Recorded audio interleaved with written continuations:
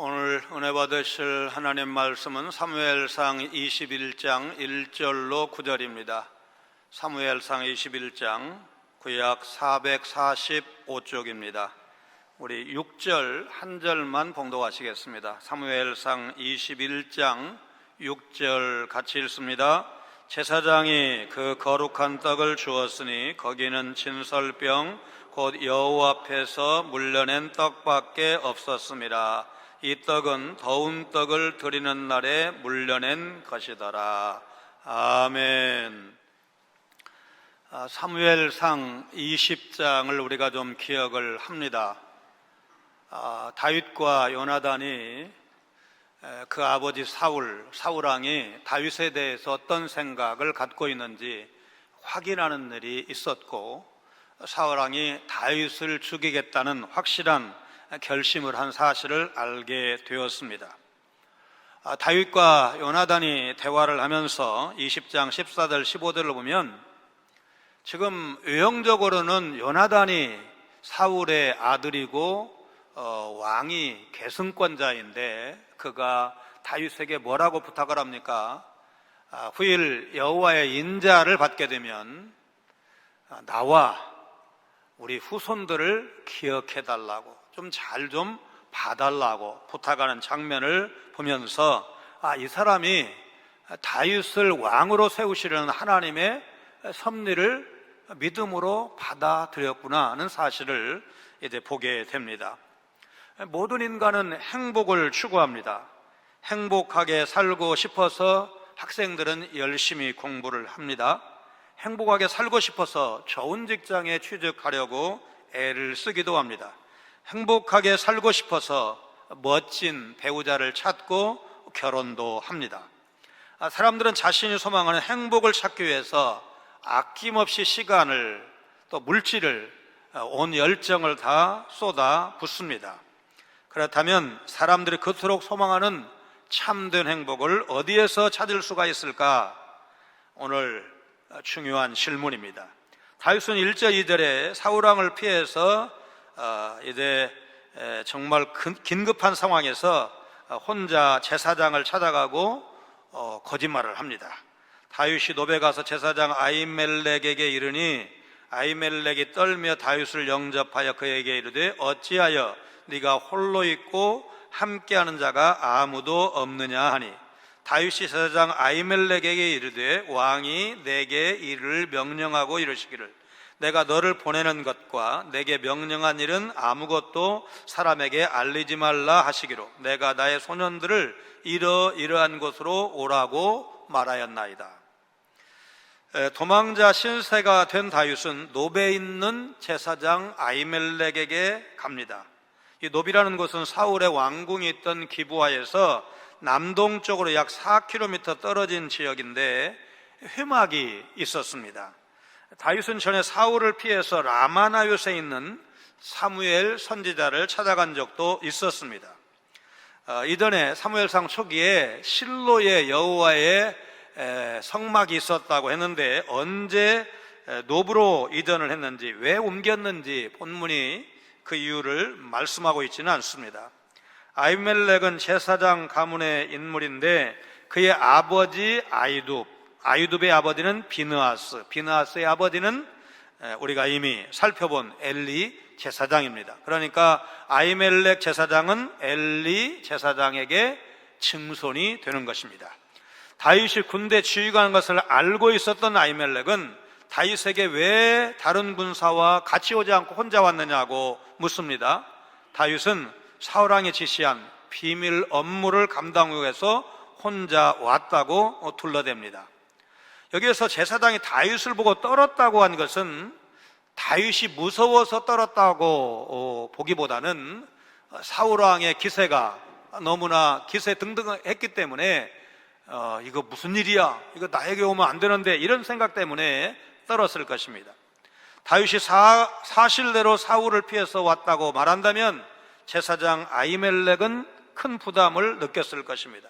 왕을 피해서 도망하는 사람을 도와준 사실을 나중에 알게 된다면 큰 문제가 될 것이고 왕으로부터 벌을 받을 것이기 때문입니다. 다윗이 아히멜렉에게 거짓을 말했던 것은 그에게 이런 부담을 안기고 싶지 않아서였을 것입니다. 그렇지 않다면 다윗이 아히멜렉에게 사실대로 말했을 때 천에 하나 만에 하나 사울에게 다윗이 왔습니다, 지금 회막에 와 있습니다, 여기 숨어 있습니다, 이렇게 말할 가능성, 보고할 가능성을 배제할 수 없었기 때문일 것입니다. 다윗은 자기가 수행하는 임무가 비밀스럽기 때문에 그의 소년들을 다른 곳에서 만나기로 했다고 거짓말을 합니다. 여기 소년이라고 번역된 히브리어는 청년 혹은 신하라고 번역하는 것이 더 적절할 것입니다. 그렇다면 다윗은 문자적으로 나이가 어린 소년들을 말하는 것이 아니라 군대 지휘관으로서 자신이 통솔하는 부하들, 이제 신하들을 말하고 있는 것입니다. 만약 이때 다윗이 사실대로 제사장에게 말하고, 제사장님 어떻게 하면 좋겠습니까? 저 좀 도와주세요, 그렇게 했다면 얼마나 좋았을까? 다윗의 이 거짓말로 85명의 제사장이 사울에게 죽임을 당하는 너무나도 참혹한 집단 살상이 곧 일어나기 때문입니다. 다윗은 제사장들에게 피해를 줄 생각으로 거짓말을 한 것은 아니었을 것입니다. 그리고 거짓말도 제사장이 한 것이 아니고 내가 자신이 했기 때문에 나중에 들통이 나도 사울왕이 나를 처벌하겠지 제사장을 처벌하겠는가, 그런 생각을 했을 것 같습니다. 그러나 다윗이 원치 않았지만 부지 중에 정말 참혹한 제사장 집단 살상의 빌미를 그가 제공하게 된 것입니다. 제사장 아히멜렉은 아무것도 모르고 있다가 나중에 화를 당합니다. 이처럼 그럴 의도가 전혀 없었더라도 거짓말 한 번으로 크나큰 살인을 초래할 수가 있습니다. 또 이 거짓말은 엘리 가문에 대한 하나님의 심판 경고가 어김없이 이루어지는 것을 보여주는 장면이기도 합니다. 하나님은 앞서서 사무엘상 2장 31절에서 엘리 제사장의 두 아들들이 타락한 것을 징계하실 때 이 가문에서 노인이 없게 하시겠다, 그러면 다 젊어서 죽게 하시겠다라는 경고의 말씀을 하셨는데, 그 경고의 말씀이 오늘 사무엘상 21장에서 놀랍게 성취되는 것을 우리가 보게 될 것입니다. 예전에 여리고 기생 라합도 정탐꾼과 가족들을 살리기 위해서 선의의 거짓말을 한 적이 있습니다. 선의의 거짓말이라고 해서 다 정당한 것은 아니지만 라합의 거짓말과 다윗의 거짓말은 그 성격이 좀 다릅니다. 라합의 거짓말은 사람을 살리기 위해서, 그리고 다윗의 거짓말은 두려움에서 나왔습니다. 오늘 본문에는 두렵다는 말이 여러 차례 나옵니다. 다윗은 사울왕이 적어도 여호와의 제사장은 죽이지 않을 것이라고 낙관적으로 생각을 했을 것입니다. 끝까지 사울을 믿고 싶은 마음이 이 다윗 한켠에 있었을 수도 있습니다. 그러나 그런 다윗의 생각은 큰 오산이었습니다. 다윗의 이 실수로 여호와의 제사장 85명이 떼죽음을 당했습니다. 여러분, 제사장이 무슨 일을 하는지를 생각을 한다면 사울은 정말 사탄의 하수인이라고 불러도 손색이 없을 그런 엄청난 이제 나쁜 짓, 미친 사람 같은, 미친 사람이죠, 그런 일을 했습니다. 미치지 않고서 어떻게 잘못한, 말하자면 순진해서 당했던지 알고도 당했던지, 이 아히멜렉 한 사람만 책임을 물은 것이 아니고 여호와의 제사장 85명을 죽이는 이런 범죄를 저질렀습니다. 여기서 우리는 사람은 믿음의 대상이 아니다, 그러니까 다윗이 내가 착하니까, 내가 바르니까 그래도 사울이 여호와의 기름 부으신 하나님의 종인데 그렇게까지 하겠냐, 이런 생각이 착각이라는 사실입니다. 유명한 어거스틴이 설교 중에 여러분은 정말로 주님을 사랑하십니까? 물었고 회중은 큰 소리로 아멘이라고 대답을 했습니다. 어거스틴이 계속 설교를 이어갑니다. 어느 날 주님이 우리 앞에 나타나 이렇게 말씀하신다고 생각해 보십시오. 이제부터 네가 원하는 모든 것을 주겠다, 세상 전부라도 주겠다, 너는 모든 기적을 행할 수 있고 불가능한 일은 하나도 없다, 무슨 일을 해도 죄가 되지 않고 너를 막을 수 있는 것은 하나도 없단다, 아플 일도 없고 눈물도 없고 죽음도 없고 영원 불멸의 삶을 누릴 수 있게 해주겠다. 그러나 단 한 가지는 이룰 수 없다. 더 이상 나를 만날 수도 없고 내 음성을 들을 수도 없단다. 일순간 회중은 주죽은 듯 조용해졌습니다. 어거스틴은 이 질문에 여러분은 어떻게 대답하시겠습니까? 지금 들었던 감정, 기쁨, 감동이, 갈등이 주님을 향한 여러분의 솔직한 마음일 것입니다. 스스로 주님을 얼마나 사랑하는지 돌아보십시오. 그렇게 설교를 마쳤다고 합니다. 하나님은 가장 귀한 독생자를 우리를 위해 이 땅에 보내주셨고, 주님은 이 땅에 오셔서 우리의 죄를 대신 짊어지시고 물과 피를 다 쏟고 죽으셨습니다. 모든 것을 죄인인 나를 위해서 희생하신 예수님을 위해서 내가 어디까지 드릴 수 있을까? 무엇을 드릴 수가 있을까? 여러분 늘 물으시고 주님 앞에 합당한 대답을 준비하시기를 바랍니다. 한마디로 그리스도 없는 삶이 가능할까? 믿음 없는 사람은 교회 안 다녀도 나 잘 살았습니다 이렇게 말하고 싶은 사람이 있을 수도 있습니다. 그러나 그리스도 없는 삶은 곤고하고 궁핍해서 참된 안식과 평강을 절대로 누릴 수가 없습니다. 살다 보면 하나님의 백성, 성도라고 해도 외로움과 절박함을 경험할 때가 있는데, 이때 안식의 근원이신 하나님을 바라볼 수 있어야 합니다.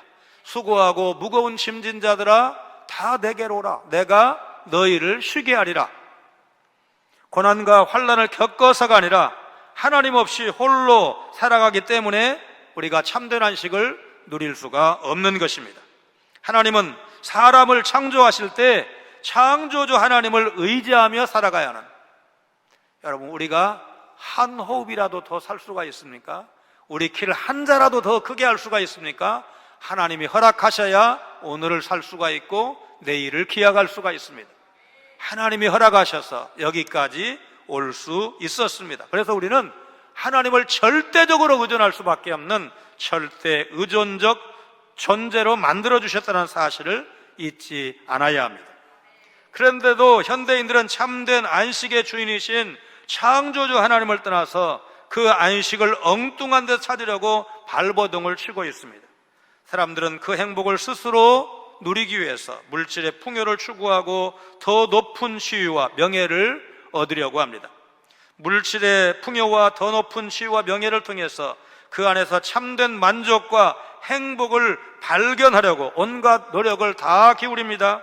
그런데 성경은 전도서 1장 2절에 전도자의 입을 빌려서 해 아래에서 하는 모든 수고가 헛되고 헛되며 바람을 잡는 것까지 다 헛되도다라고 말씀을 하십니다. 성도가 안식을 누리기 위해서 무엇을 할 수가 있을까요? 3절 4절에 다윗이 먹을 것을 구했고 제사장 아히멜렉이 다윗이 성결하기만 하면, 다윗 일행이 성결하기만 하면 거룩한 떡을 주겠다고 대답을 합니다. 5절 6절에 다윗이 그렇다고 대답을 하자 제사장이 다윗에게 신설병을 내줍니다. 이제 당신의 수중에 무엇이 있나이까? 떡 5덩이나 무엇이나 있는 대로 내 손에 주소서 하니, 제사장이 다윗에게 대답하여 이르되 보통 떡은 내 수중에 없으나 거룩한 떡은 있나니 그 소년들이 여자를 가까이만 하지 아니하였으면 주리라 하는지라. 다윗이 제사장에게 대답하여 이르되 우리가 참으로 3일 동안이나 여자를 가까이 하지 아니하였나이다. 내가 떠난 길이 보통 여행이라도 소년들의 그릇이 성결하겠거든 하물며 오늘 그들의 그릇이 성결하지 아니하겠나이까 하매, 제사장이 그 거룩한 떡을 주었으니 거기는 진설병 곧 여호와 앞에서 물려낸 떡밖에 없었습니다. 이 떡은 더운 떡을 드리는 날에 물려낸 것이더라. 요나단과 들에서 이별하고 도망한 다윗은 만반의 준비를 갖추고 떠난 것이 아니었습니다. 요나단과 들에서 만났을 때 서둘러 도망할 수밖에 없음을 사울왕이 자기를 죽이려고 하니까 알게 되었고, 거기에서 곧바로 노브로 왔기 때문에 빈손일 수밖에 없었습니다. 요나단과 이별하고 도망쳐 나오는 다윗의 그때의 마음, 그 슬픔, 아마도 더 배고픔을 느끼게 했을 것입니다. 여러분, 집에 먹을 양식을 많이 싸놓으면 그렇게 배고픈 줄 모르는데, 여러분 끼니가 이제 제대로 되지 않을 때, 정말 양식이 간당간당할 때 훨씬 더 배고픔을 느끼는 법 아닙니까? 다윗은 너무나 허기져서 찬밥, 더운 밥을 가릴 여유가 없었습니다. 그래서 제사장 아히멜렉에게 아무것이나 적으니까 허기를 달랠 음식을 달라고 요청을 한 것입니다. 진설병은 이제 그 12지파를 의미하는, 상징하기 때문에 6개씩 저렇게 쌓아 놓는데, 레위기 24장 6절로 8절에 의하면 안식일마다 새 떡으로 교체했습니다. 그러니까 일주일에 한 번씩 저 떡을 교체를 한 겁니다. 그리고 그 교체된 떡을 아무나 먹지 못하고 제사장만 먹을 수가 있었습니다. 그렇다고 당장 줄인 사람을 앞에 두고 율법 규정을 들어서 안 돼라고 말하는 것도 제사장 입장에서는 굉장히 난감했을 것입니다.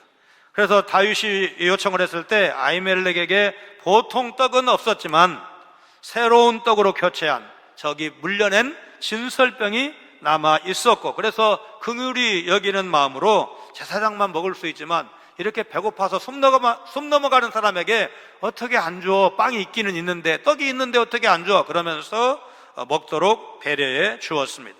한마디로 다윗이 먹을 수 없는 떡을 하나님의 은혜로 먹은 것입니다. 여러분, 이 일로 인해서 아히멜렉은 아무런 징벌을 받지 않았습니다. 성지에서 먹을 수 있는 떡은 너무너무 건조한 것이기 때문에 시간이 지나면 좀 말라서 딱딱해지기는 하지만 그래도 쉬지 않기 때문에 며칠 지나도, 일주일쯤 지나도 얼마든지 먹을 수가 있습니다. 아히멜렉은 다윗과 그의 신하들이 여자와 성관계를 갖지 않았으면 그 떡을 줄 수 있다고 말합니다. 레위기 15장에 의하면 남녀가 성관계를 가졌을 경우에 의식적으로 저녁까지 부정한 것으로 간주했습니다. 그래서 진설병으로 사용되었던 떡은 거룩한 떡이어서 부정한 자에게 줄 수 없다는 것입니다. 그런데 레위기 24장 9절에 의하면 진설병은 오직 아론과 그의 자손만이 거룩한 곳에서 먹을 수 있는 떡인데, 지금 결과적으로 제사장이 아닌 다윗에게 준 것입니다. 그런데 사무엘서 저자가 일에 대해서 앞에서 2장에서는 엘리 제사장의 두 아들들이, 여러분 제사를 잘못 드려서, 제사를 안 드린 게 아니에요, 제사를 잘못 드려서 무서운 경고를 받고 결국 멸망을 당했는데, 오늘 본문에서는 상당히 관대한 모습을 볼 수가 있습니다.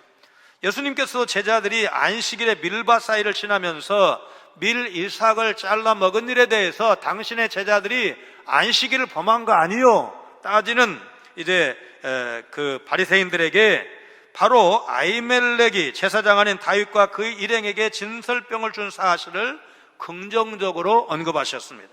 다윗은 자기 일행이 지난 3일 동안 여자와 성관계를 갖지 않았다고 말하면서 지금 자기 일행이 하는 여행이 일반적인 여행일지라도 성결할 건데, 자신과 자기 신하들은 특별한 임무를 수행 중이기 때문에 더더욱 문제가 없습니다. 한마디로 성결합니다. 그렇게 대답을 했습니다.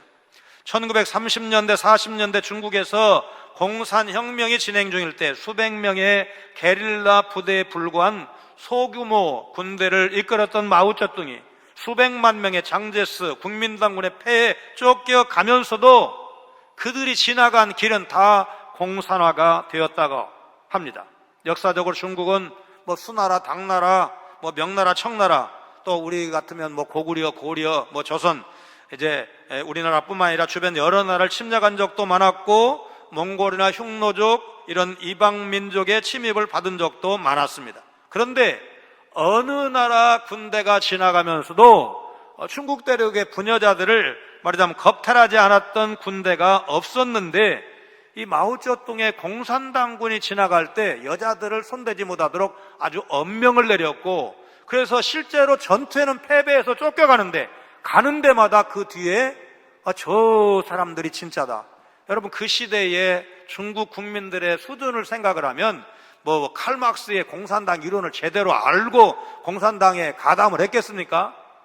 그런데 말하자면 평범한 사람들 입장에서 저런 군대는 역사적으로 없었어. 전투에서 패배해서 도망가면서도 약탈하지 않고 특별히 부녀자들을 가만히 둔 군대는 지금까지 없었어. 그러면서 자발적으로 공산당원이 되었다는 이야기를 이제 신문에서 읽은 적이 있습니다. 여러분, 제가 중국 공산당을 긍정적으로 치켜 세우는 것이 아닙니다. 오히려 이 마오쩌둥 치하 그가 다스리던 시대에 말하자면 경제 문제를 해결하지 못해가지고 굶어 죽은 사람이 무려 5천만 명이나 됩니다. 그럼 공산당 조금도 긍정적으로 말하고 싶은 생각은 없습니다. 2절에 사울왕이 기밀 유지를 신신당부할 정도로 특별한 임무를 맡겼다는 사실을 다윗이 강조하면서 이런 특별 임무를 수행하는 자기와 자기 부하들이 성결하다, 이렇게 제사장에게 강조하고 있습니다. 여기서 신하들의 그릇은 신하들의 몸을 의미합니다.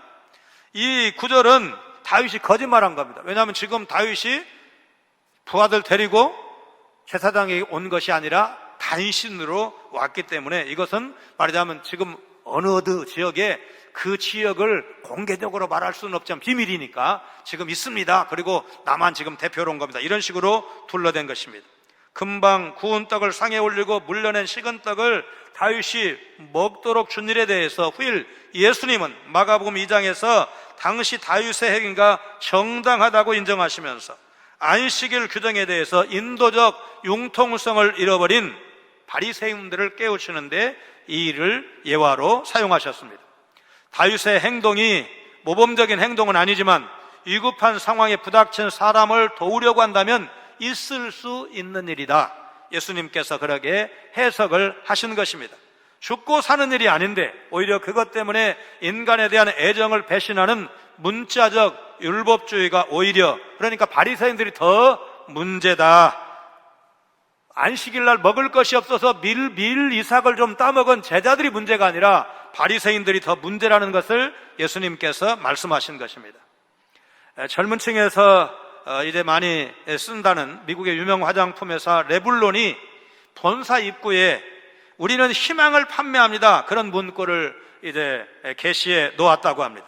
이 문구처럼 레블론의 직원들은 자기 회사 제품의 좋은 성분, 가격, 화장품을 사용했을 때 이런 좋은 효과가 있습니다. 이제 그런 그 차원에서 부서간 피부가 걱정이시면 이 제품으로 저녁에 마사지를 해보세요. 맑고 빛나는 피부로 회사에서도 자신감이 생깁니다. 이렇게 판촉 활동을 한다고 합니다. 마케팅 전문가인 뉴 올리언스 대학교의 마이클 르보프 교수는 평생 고객을 유치하는 법에 대해서 레블론 회사의 전략과 비슷한 조언을 했습니다. 옷을 팔려고 하지 말고 멋진 스타일과 좋은 인상을 팔려고 하세요. 장난감을 팔려고 하지 말고 자녀들에게 줄 수 있는 추억을 파세요. 물건을 팔지 말고 가치를 팔 때 오늘 만나는 고객이 평생 고객이 될 것입니다. 무엇을 살 것인가도 중요하지만 왜 사야 하는가, 그것이 더 중요한 것입니다. 우리가 믿는 복음, 그리고 우리가 전해야 될 복음은 선택이 아닙니다. 우리가 예수 믿기로 선택한 것 같고 성광교에 나오기로 선택한 것 같지만 여러분, 예수 믿으면 구원받고 예수 믿지 않으면 구원을 받을 수가 없습니다. 예수 믿으면 구원받고 천국에 가지만 예수 믿지 않고 구원받지 못하면 어디에 갑니까? 여러분, 지옥에 가는 겁니다. 최권능 목사님이 간단하게 줄였어요. 예수 천당, 불신 지옥. 여러분, 이것이 성경적 진리이기 때문에 우리가 전도를 선택이라고 말할 수가 없습니다. 여러분, 좋은 설교, 은혜로운 설교 얼마나 좋습니까? 여러분, 아마 옛날보다 지금 설교 수준이 더 높아졌을 것입니다. 그런데 과연 정말 생명의 복음, 진리의 복음, 구원의 복음, 절대로 놓쳐서는 안 될 복음을 우리가 얼마나 추구하고 있는가, 내가 바로 믿고 있는가, 바르게 증거하고 있는가, 내가 믿은 이 구원의 복음을 얼마나 증거하고 있는가를 여러분, 우리는 물어야 합니다. 성경은 죄인된 우리가 참된 안식을 얻기 위해서 할 수 있는 일이 아무것도 없다고 말씀을 하십니다. 다윗의 경우에 그는 제사장만이 먹을 수 있는 거룩한 떡을 예외적으로 먹고 어려운 때를 넘길 수가 있었습니다. 진설병은 우리에게 참된 안식을 주실 영원한 언약이신 예수 그리스도를 상징하는 것입니다. 그러므로 예수님은 그분이 참된 안식을 주실 수 있는 분, 마가복음 2장 28절에서 인자는 안식일의 참된 주인이라고 분명히 말씀하셨습니다. 하나님께서 원래 주고자 하셨던 참된 안식을 누리기 위해서는 생명의 떡이신 예수 그리스도를 믿음으로 먹고 마셔야 합니다. 우리가 그분을 믿을 때 성령은 우리를 그리스도와 연합시켜서 그분 안에서 참된 안식을 누리게 한다는 사실을, 여러분 사실 이게 새로운 설교가 아니고 요한복음을 설교할 때, 6장을 설교할 때 분명히 이제 살펴본 바가 있습니다. 우리 또한 하나님의 은혜로만 생명의 떡이신 예수 그리스도를 믿음으로 취할 수가 있는 것입니다. 우리는 믿음으로 참 안식의 주이신 그분과 연합해서 그분 안에서 세상에 줄 수 없는 참된 안식과 평강을 누릴 수가 있는 것입니다. 조금 전에 부른 찬송가 310장의 가사처럼 왜 내게 굳센 믿음과 또 복음 주셔서 내 마음이 항상 편한지 난 알 수 없도다. 여러분 찬송가 가사니까, 이게 시니까 알 수 없도다 그렇게 표현을 했지만 실제로는 모르는 게 아니에요. 나에게 참된 안식과 평안을 누리게 하심은 예수 그리스도밖에 없는 줄로 믿습니다. 성도에게 주어진 안식을 아무런 노력 없이 계속 유지할 수 있는가? 그렇지 않습니다. 베드로전서 5장 8절 말씀처럼 대적 마귀가 우는 사자처럼 우리 믿는 자를 삼키려고 노리고 있기 때문에 그렇습니다. 7절에 사울의 신하 중에 도액이라는 사람이 나오죠. 8절 9절에 다윗이 제사장으로부터 이제 거기에 보관되어 있던 골리앗의 칼을 받아내는 데 성공을 합니다. 그날에 사울의 신하 한 사람이 여호와 앞에 머물러 있었는데 그는 도액이라 이름하는 에돔 사람이요 사울의 목자장이었더라. 다윗이 아히멜렉에게 이르되 여기 당신의 수중에 창이나 칼이 없나이까? 왕의 일이 급함으로 내가 내 칼과 무기를 가지지 못하였나이다니. 제사장이 이르되 네가 엘라 골짜기에서 죽인 블레셋 사람 골리앗의 칼이 보자기에 쌓여 에봇뒤에 있으니 네가 그것을 가지려거든 가지라. 여기는 그것밖에 다른 것이 없느니라 하는지라. 다윗이 이르되 그 같은 것이 또 없나니 내게 주소서 하더라. 다윗이 하나님의 회막에서 제사장 아히멜렉을 만난 날 도액이라는 사람도 그곳에 있었습니다. 다윗이 광야길을 가는데 그 한복판에 사울의 목자장 도액이라는 사람이 버티고 있습니다. 지긋지긋한 사울을 피해서 광야로 나왔는데 거기까지 사울의 끈앞을 우리 한 두 달 사이에 윤회관이라는 용어, 시사 용어, 신조어를 우리가 많이 매스컴을 통해서 이제 접했죠. 윤석열 대통령 또는 대통령 당선인의 핵심 관계자를 줄여가지고 윤회관 그렇게 불렀잖아요. 그러니까 사울의 핵심입니다. 사울이 원래는 목자였잖아요. 양 키우는 사람이었잖아요. 이스라엘 왕이 되니까 자기가 가지고 있던 원래의 기업을 돌볼 사람이 필요했는데 이 도액이라는 사람을 목자장으로 세운 것입니다. 바로 그 사람을 지금 노베 아히멜렉 제사장이 있는 그곳에서 맞닥뜨린 것입니다. 여러분 이 장면을 보면서 무슨 생각을 합니까? 사탄이 우리 믿는 사람을 잡아먹기 위해서, 실족시키기 위해서 정말 때와 장소를 가리지 않고 쫓아오는구나, 지키고 있구나라는 사실을 생각하게 됩니다. 여러분 이제 아히멜렉 제사장을 알고도 속아주었을 가능성도 있어요. 왜냐하면 행색을 보면서 왜 혼자 왔느냐, 아니 저기 다윗이 동족을 해하거나 나쁜 짓을 한 적이 없는데 왜 다윗을 보고 떨겠어요. 그러니까 말하자면 눈치를 챘을 가능성이 높다고 봐야 되겠죠. 그런데 어떻습니까? 일단 거짓말하고 둘러대가지고 그 위기를 넘기는가 싶은데 인생 맘대로 안 된다, 그거를 보여주는 장면, 주인공의 등장이 바로 도액입니다. 이상하게 예수 믿는 사람만 어떤 것도 수월하게 지나가는 법이 없습니다. 여러분 이것이 저주일까요? 축복일까요? 교통법규 잘 지키다가 딱 한 번 어겼는데 상습적으로 어기기를 밥 먹듯이 하는 내 친구는 안 걸리는데 예수 믿는 나는 걸려, 딱 걸려. 여러분 속상하시죠? 그때 뭔 말을 합니까? 그냥 좋은 표현이 없는데 아이씨 나만 재수없이 걸렸네 이런 생각하기가 딱 십상인데 여러분 재수없이 걸린 것이 잘한 일이에요. 그러고 나서 속 쓰려서 여러분 이제 범칙금 내야 되잖아요. 내면 속 쓰려요 안 쓰려요? 속이 좀 쓰리잖아요. 그래서 또 조심하게 되면 결국 여러분 교통사고 사망률이 1971년보다 51년이 지난 여러분 지금이 더 떨어졌다는 거 아니에요. 사망자가 차량이 그때 뭐 15만 대인가 16만 대인가 밖에 안 됐대요 전국에. 그리고 지금은 2천만 대가 훨씬 넘는데 차량이 엄청나게 늘어났는데 불구하고 한 해 사망자 수는 1971년 수준이래요. 이거는 좋은 통계잖아요. 도로도 좋아지고 교통법규도 좀 잘 지키고 이래서 사망자가 현저히 줄었다는 그런 이제 보도를 불과 며칠 전에 본 적이 있습니다. 골리앗의 칼이 보자기에 쌓여서 제사장 아히멜렉의 의복, 말하자면 제사장의 옷을 갖다가 에봇이라고 하는데 그 에봇 뒤에, 그러니까 옷걸이 뒤에 있었다고 봐야 합니다.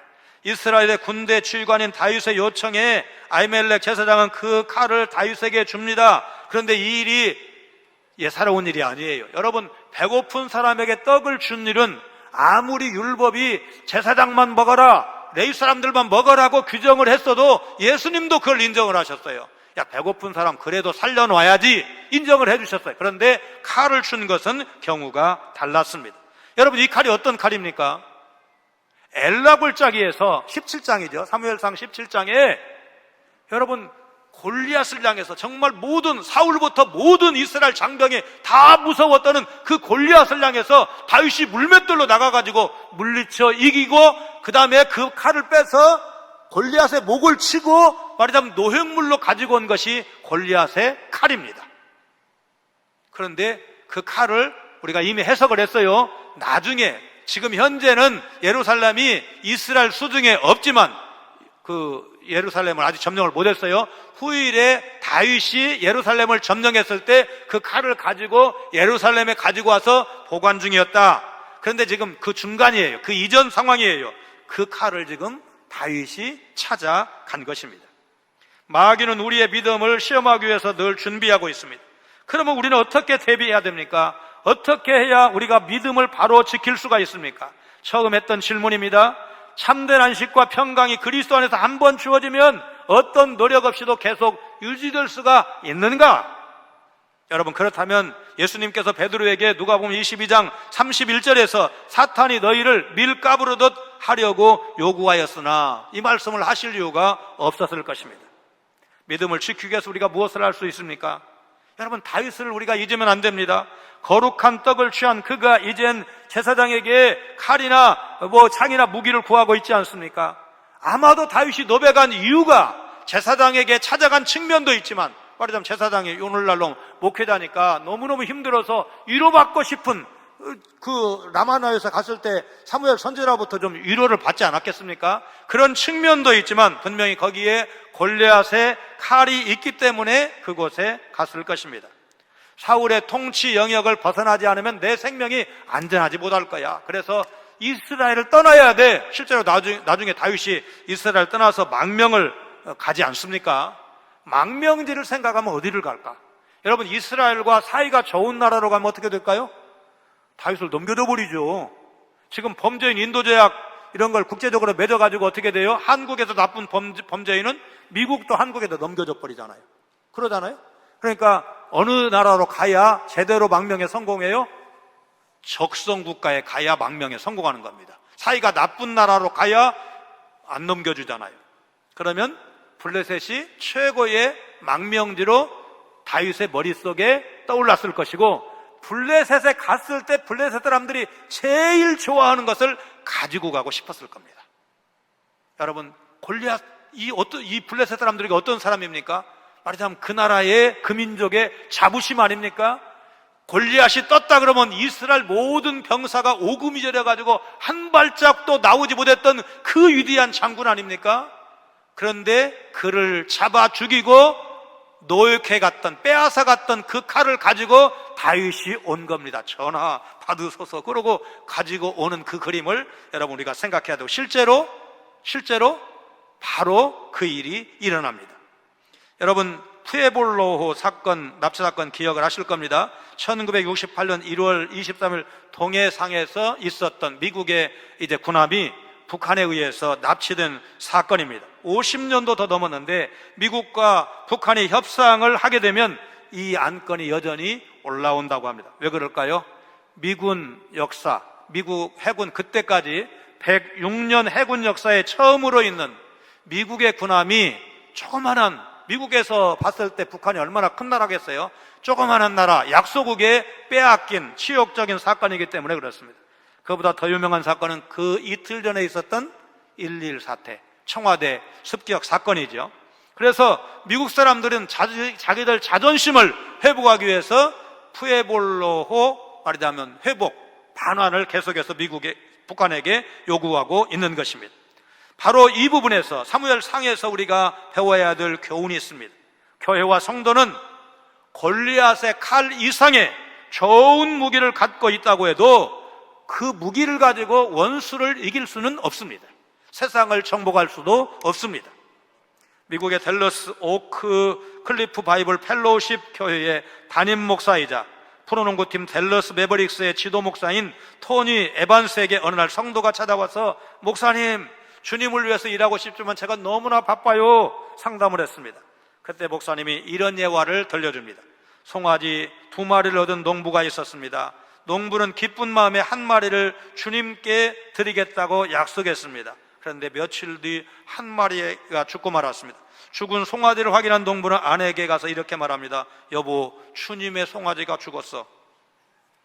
우리의 삶에도 2가지 송아지가 늘 존재합니다. 그런데 대부분 사람은 주님의 송아지를 죽입니다. 텔레비전 볼 시간은 있어도 성경 볼 시간은 없고, 간식 살 돈은 있어도 구제해야 할 돈은 없습니다. 내 송아지를 죽이고 주님의 송아지를 살리면 우리 삶에 더 풍성한 열매가 맺힌다는 사실을 기억해야 합니다. 세상 일보다 하나님의 일이 더 중요하다면, 내 의지보다 하나님의 말씀이 더 중요하다면, 어렵고 힘들더라도 우리는 하나님의 나라와 하나님의 의를 먼저 추구해야 됩니다. 너희는 먼저 그의 나라와 그의 의를 구하라. 그리하면 이 모든 것을 너희에게 더하시리라 하신 약속의 말씀을 믿고 하나님 나라를 추구하셔야 됩니다. 오늘 우리 성도는 믿음으로 성령의 검인 주님의 말씀을 붙잡아야 합니다. 그리고 마귀의 심장을 향해서 그 성령의 검 내리 꽂아야 합니다. 예수님께서도 마태복음 4장에서 마귀로부터 시험을 받으실 때 기록된 신명기의 말씀을 통해서 마귀의 시험을 물리치셨다는 사실을 기억하면서 우리도 마귀의 시험, 세상의 불의와 싸워서 이길 수 있는 유일한 무기가 하나님의 말씀이라는 사실, 여러분 믿으시기를 바랍니다. 진정한 행복은 우리 안에서 찾을 수가 없다고 했습니다. 예수님이 주셔야 평안을 누릴 수가 있고 행복할 수가 있다는 말씀입니다. 예수 믿는다는 것이 무거운 짐이 아니라고 했습니다. 예수를 믿는 것이 구원이고 천국이고 영생이고 행복이고 평안이라는 사실 기억을 하시면서 예수님 모시고 사시기 바랍니다. 예수님과 함께 살아가시기 바랍니다. 여러분, 어려운 일, 슬픈 일 다 만날 수 있는 것이 인생이지만 그럼에도 불구하고 믿지 않는 사람들과 우리가 다르게 받아들일 수 있고 다르게 말할 수 있는 것, 예수님이 내 삶의 주인이시기 때문입니다.